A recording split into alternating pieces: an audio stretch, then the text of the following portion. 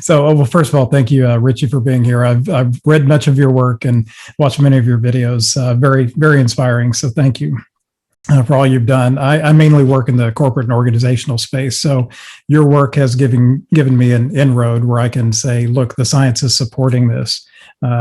So it's a joy to meet you.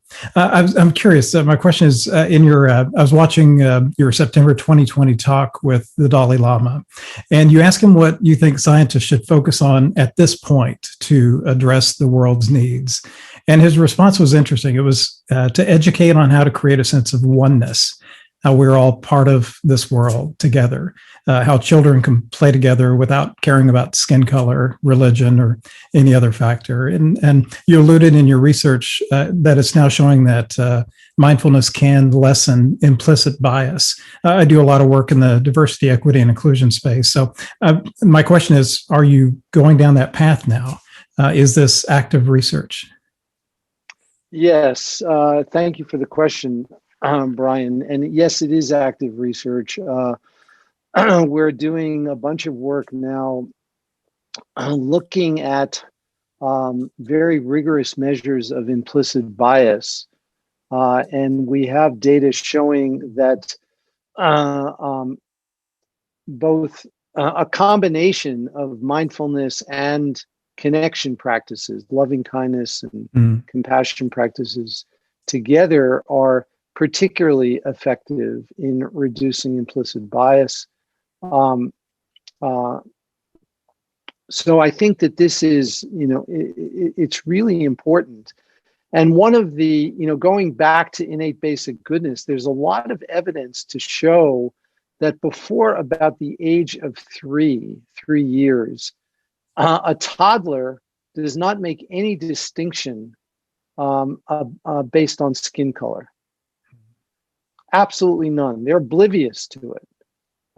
And after roughly the age of 3, those distinctions begin to be made. And so, again, it's clear that we come into the world in an unbiased state. And those biases are obviously learned. And I think that we have a moral obligation to provide skills to our children to resist the devastating impact of certain messages that they get from the media and other sources that inculcate these biases in them. Right.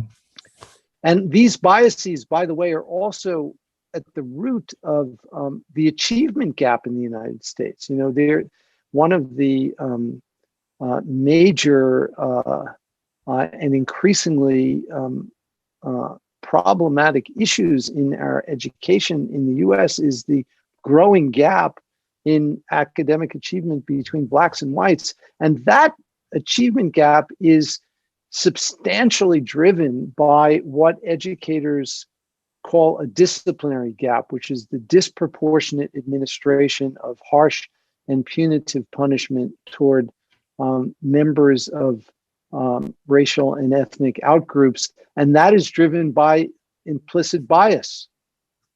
And so I think that we have a moral obligation to do everything we can in our teacher education to prepare teachers to be as free of these biases as possible.